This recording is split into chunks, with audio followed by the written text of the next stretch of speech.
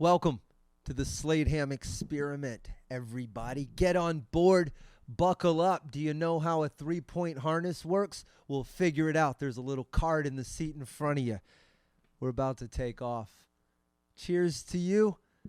Special thanks to my good buddy Justin, who always lets me know the studio colors behind me. I believe the color of the week last week was azure. Azure? I don't know. It's one of those French Azure. It's blue of some sort. Good luck with this week, I say. I am, assuming that these lights stay on. If you want to be perfectly honest, I don't know. I'm not certain that I'm not in the midst of a Final Destination-esque week. Everything I touch breaks. I have stretches like this in my life. And I know it's just in my head. I know I'm just recognizing patterns. We may talk about some of those stories. But I was coming back. I had a gig this past week with Grady Pruitt, my good buddy. We went up to Jefferson, Texas. If I haven't talked about that show, I will. John Michael was in the crowd. Old John Michael. That crazy old broad flooded the trailer. Yes, she did. I work in the oil field, I do. I'm John Michael.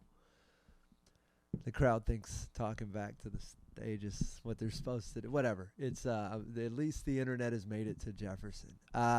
So we're on the way back, and we hit a pot. Man, it's a pothole. It's gadunk. The whole car rattles. And I know I've just driven enough in my whole life to know exactly what a flat tire feels like. It's same feeling on my bicycle. I feel it in the car. It's just a sensation. And I know the difference. I know we got a flat or we don't. I know the difference. It's in my soul. And we hit that thing, and I go, that's a flat tire, bro. And we're ways out. But I drive it. I don't hear anything. I don't feel anything. Sure enough, I wake up yesterday morning, and that tire is flattered Keira Knightley. It is just so I go to get this thing fixed. Turns out both tires. Why did I say Keira Knightley? Is that someone must have had a joke about that? That's like an ancient name. Is she even working? Is she even alive? Is she on the new Golden Girls? How old is Keira Knightley now? She was flat though. Anyway, point is, I punt on the stuff I was supposed to do yesterday, which included going to drop birthday gifts off for my niece. Important stuff, because I tried to jack my car up, and guess what? My jack didn't work. It's like it not just didn't work. I know how jacks work. I've jacked cars up all over the world. I'm savvy. I've busted tires everywhere. I've busted so many tires back in the day that I busted more than one at once. And I used to have to call friends who also had 5 lug nuts on their car and say, hey, can you meet me at the corner of Westheimer and Shepherd so we can put your spare on my car and I can drive it to a discount tire tomorrow, and tell them I did this when I was perfectly normal in the afternoon and not at all.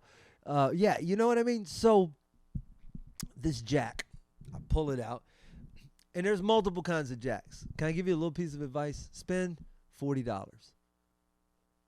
Get on Amazon. Get one of those jacks that you just it's got pneumonia in it or whatever, however they work. I don't know the science behind it, but you press a lever, and it's more than just physical grit, which is the one I have, right?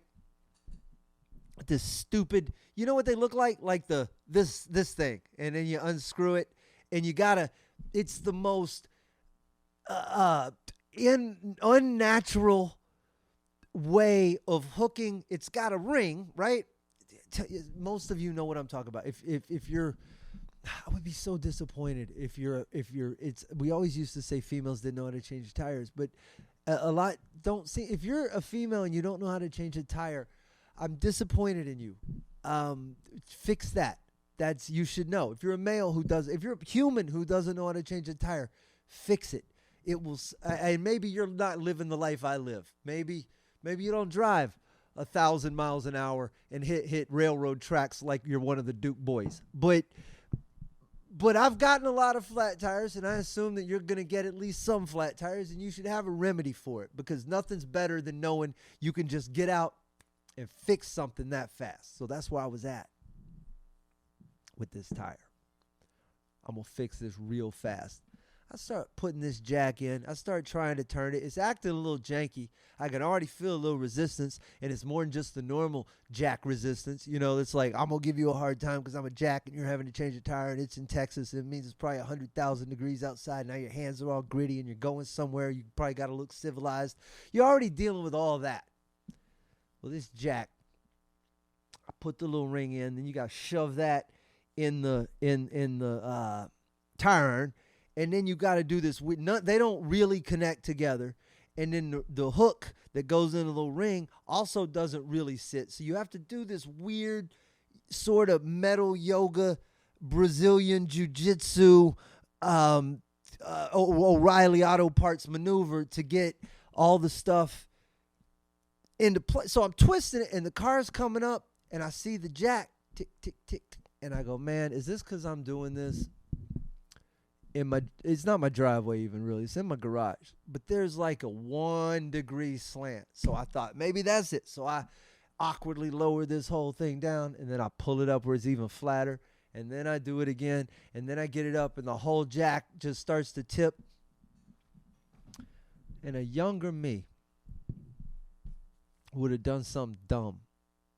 A younger me probably would have raced that jack.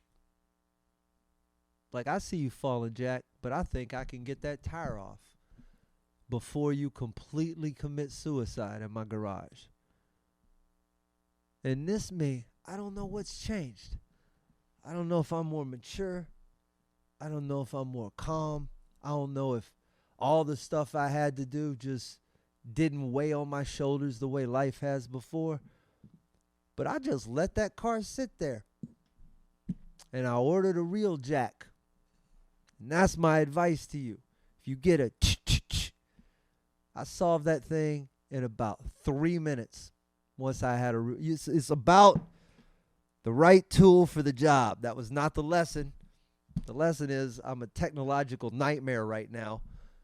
The same ride back that I got the flat tires, the window shade. My rearview mirror doesn't do the dim thing where you press the button. It just doesn't. So I got a button you press, and a window shade goes over my back window. And that started acting like it was a haunted-ass ghost on the way back to just going up and down, like someone throwing an EMP at my car or something. And then my neighbor's house caught fire. Electrical fire. That's the part that makes me think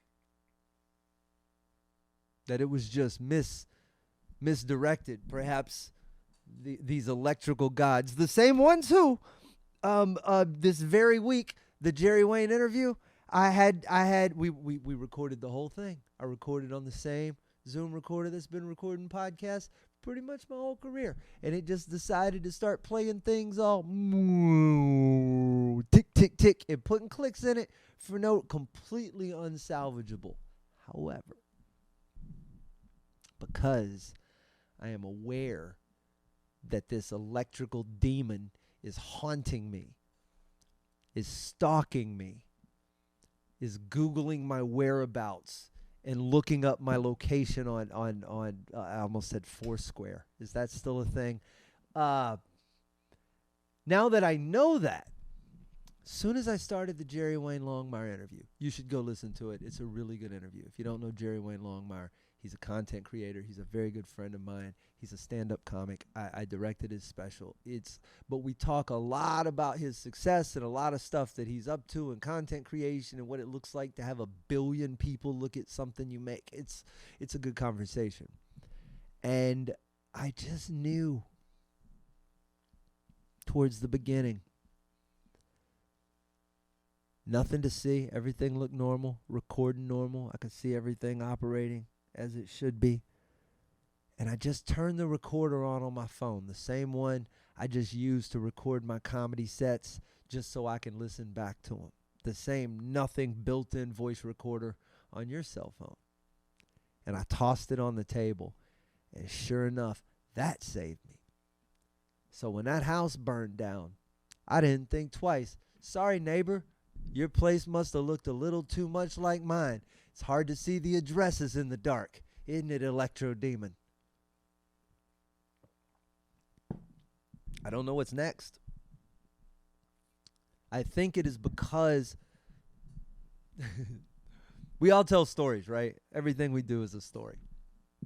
I'm going to do a whole episode on stories. But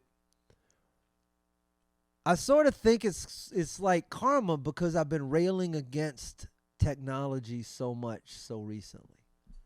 The last year, you've heard me rant on here, right? Just where the internet's gone, short form versus long form, all this stuff that stews about in my brain, that I think about, that I write about, that I vocalize on here. It helps me form a cohesive picture. And what I'm realizing is that comedy is just evolving. That's the real truth. That's what I don't want to admit. That what I started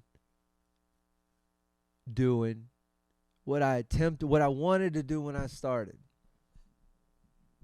isn't really a thing anymore. That's what I've been struggling with. And I think about this short form stuff, and I'm trying to make sure I don't, and I don't know if they're the same mistakes. See if I can backtrack a little bit here. When I first got started in comedy and I started doing all the things I thought were right? I'm on a trajectory to get to LA. I'm gonna ring somebody's bell with one of these sets, and they're gonna take me to LA, and I'm gonna get famous. That's what's sort of in your soft head as a young comic in the early 2000s, coming out of the 90s when comedy was. Then some realities set in, right? It's a little more competitive than that. It's a little more difficult than that. It's certainly a lot more political than that. And once I realized that, I went, well, what are my other options? Because I don't shove through crowded doorways well. That's something I've learned about myself in my life. I'll either sit back and wait till everyone's gone, and then I'll go flirt with the bartender and then leave on my own. That's what I do when there's a mad rush for any door. So when comedy kind of got that way for me, a little political, a little this, a little that, a little Last Comic Standing, a few things from the early 2000s. This one, man, how do I stay in this? Because I'm just trying to get to the destination. I've never been, early in my career, I think I want to be famous. Like I want to be as big as you can get. Right?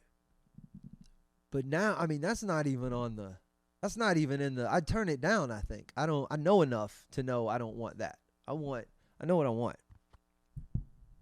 But that survival muscle, that thing I keep talking about, that's kept me alive for so long, is a story that I've made up.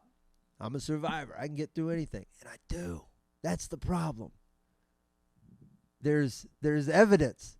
How do you stay in the comedy game? Well, there's a lot of ways. One of them that worked for me was build a comedy club. Can't run out of stage time if you own the stage. Was that a Prince lyric? Styles not having courtside seats at the Lakers. I can't remember the lyrics. Styles, courtside Lakers. Anyway, whatever. Styles owning the arena and making them all pay some shit. That's where I was. I owned a club. Why can I not remember Prince lyrics on call? I'm very disappointed with myself. The song is Style. It's on Emancipation. I think it's disc 1. I'm not positive. But I'm a bigger Prince fan than that. Anyway, I built a club that kept me alive for like 5 years. And then I re-entered the fray when the internet was fresh. In the late 2000s. And I did my thing as a writer. I rocked through MySpace, top of the world. Couldn't quite figure out how to turn that into stand-up comedy dates. Probably for the best, because I wasn't a great stand-up comic at the time.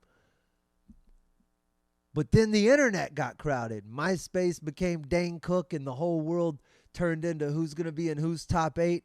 And if I'm not in the conversation at the outset, I just wander away from the campfire, man. Everybody I know starts taking all these club dates, pushing themselves on social media in small ways, not the ways that they are now. And I ventured off to do military gigs because I fell in love with traveling. I wanted to see the world. I wanted to go places. That became more important to me than competing with all these dudes for the same thing. Well, when you do that, to go over to this, I talk about, you go over to one side of the pool, you got to take your hand off the other side. I took my hand off a lot of stuff. I ended up doing international stuff. I ended up doing podcasting. I ended up doing a lot of radio work in Houston. A lot of stuff adjacent to comedy. Not exactly what I wanted to be doing, but teaching me, unbeknownst to me, in my attempts to just stay alive, I was learning incredible stuff. I was working my good buddy Outlaw Dave. Dave, if you're watching, cheers. Just a spectacular broadcaster, Texas Radio Hall of Fame, a mentor on every single front when it comes to broadcasting. You absorb all of that. I've been able to podcast. I've got over 10,000 hours in podcasting. Easy. It's crazy numbers. Just over 1,000 episodes of just the Whiskey Brothers.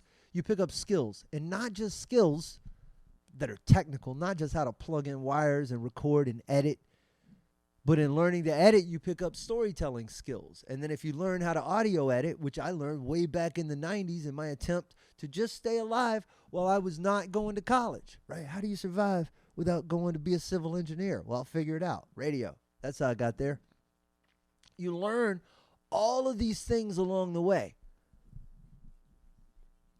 And that's the part, right? I've always said that I'm not going to go do the standard business model for comedy. I want to do something different. That's why I've tried so many things. That's why a book. That's why podcasts. That's why all this stuff. Now the specials. It's all in an attempt subconsciously to not just be in that survival mode anymore, to claw out from all of that into something bigger. And that's where I'm at. I've been just successful enough at that, right? It's not what I had in my head when I started, but it's really, really hard to argue with the fact that I've been to as much of the world as I think I could have gone to in this period of time. 60-something countries, 6 continents. I've amassed more stories and more life, and along the way, I've been fortunate enough to be prescient enough to journal it, to capture it, to have these stories at my beck and call. That to me is all of the right decisions. I can't imagine it going any more right had I moved to LA. And well, I did move to LA. Had I stayed in LA. Maybe a TV show, a sitcom, a few more TV appearances. I don't know a single person in my class or afterwards or anything else who's living a life that's happier than mine right now. They got a lot more money, for sure, but I don't know that they're doing things any greater. I don't know that they're doing anything they own. I don't know. I don't know. I know that I am in peak. I am optimized right now. So it's hard for me to think as I approach this new digital threshold. And I look at it the same way I looked at all of those other crowded doorways. Do I want to go crush through this with everybody else?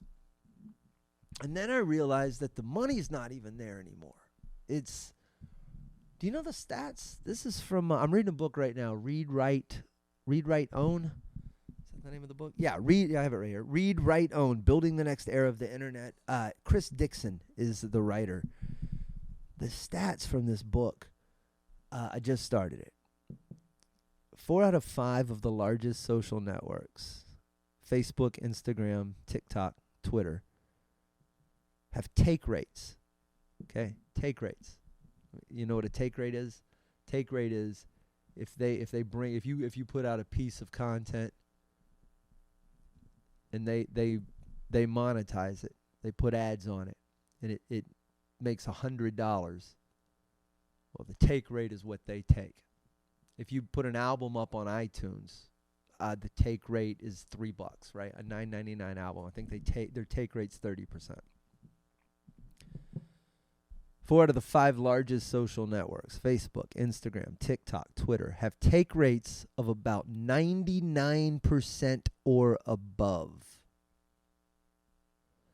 YouTube, which is where I have put my efforts, has a take rate of 45%, meaning it pays out 55% to creators. Almost all of the payouts to creators come from YouTube alone. That is crazy. YouTube. And then when you look at the actual numbers, calculations here estimate that YouTube has paid out $16 billion to creators in 2022. They're the big one. The other 4 only paid out $1 billion each. That's $20 billion. $20 billion paid for all of the art you have consumed on social media last year. We sent twice that to Ukraine in the blink of an eye. Just for reference. This is 4 Mexican walls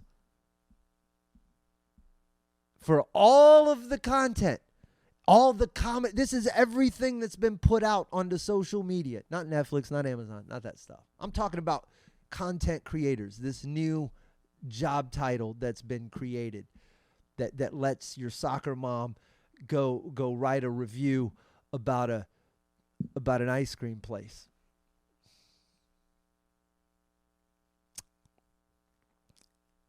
And now it's hard not to believe that this fight is winnable, right? That I've got to be careful. This is what I'm up against, right? Do I do the normal me thing, which is to blow right past all of this and try to create something a little more analog, a little more human, a little more personal, a little more in touch with an audience that actually matters on a smaller scale? That's where it's where I lean. But then I know that I'm best served if for the first time I see what happens if I play the game a little. If I stop, if I don't row as hard as I can in the opposite direction of the wind, or in the direction of the wind, or whatever sailor little idiom makes sense in your head. If I don't run the backwards way on the treadmill or downhill up or whatever, if I don't push against, you know what I'm saying, go against the grain, what do you need? If I don't do that, what happens? What happens if I get in the pool? Because I know I'm good at this stuff, right? I'm watching these comics do this crowd work, and it makes me cackle because I've been doing it since I was a kid. They do 10 minutes. They open with a solid joke. They close with a solid joke, and then they just fuck with the crowd in between like they're doing something. And good crowd work, when you watch a great crowd work artist pull tendrils and pieces of stuff from the crowd and then lace it together at the end, it's beautiful. So I could do all that. Am I a good comedian? I think so. I don't know, right? So maybe I just got to get out there and put this special out and do everything by the book, see what happens, post the clips, chop them up, hope people share them. Because what else can you do? Otherwise, you never know. That's the part. I'm right now on the precipice of finding out what we made. I know it's beautiful. It sounds incredible. It looks incredible. It checks all the boxes. This thing's better than, I'm saying this right up front, it's better than probably 3/4 of what comes on Netflix. And I say that because some of these people are fucking great. But I think we did it. And I think I got to give it the fairest shake I can. And from this moment going forward, I could tell if I found out a year from now, one thing I don't believe in quick burns. I don't believe in anything happening fast. I believe you can start a fire and blow on it and turn it into something big. So those are the two routes, right? Something happens or nothing happens.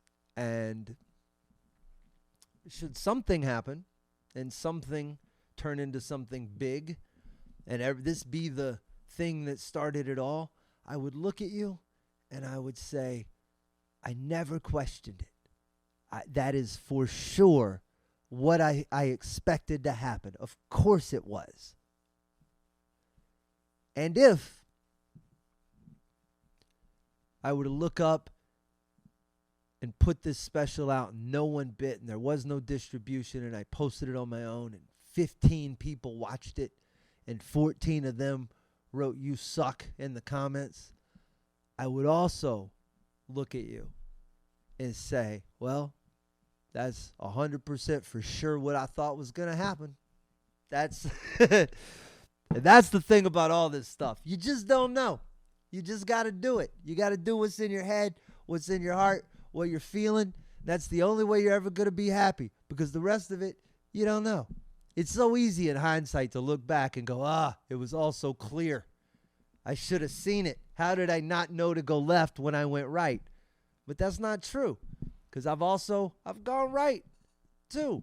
I do it the way I play video games, man. Sometimes I'll jog a little ways down a path just to make sure it's the wrong way, and then I'll hustle back over the other direction. I'm pretty confident that when it's all said and done, all of these things that I would have told you in the moment were mistakes in my life. A lot of those zags, man, that I thought I was just being counterculture maybe. I don't even know. But maybe subconscious me was looking out for me. Maybe he knew that I was picking up skills on the way. Maybe he knew that one day I was going to be able to shuffle all that together. Maybe he saw this dude coming. I don't know. It's pretty cool, though. Hopefully nothing else breaks. Hopefully between the camera and between the recorder, between the backup recorder and the recorder that's backing up the backup, hopefully there's an episode here. You guys are the best. I'm Slade Ham. Stick around. Cool stuff coming.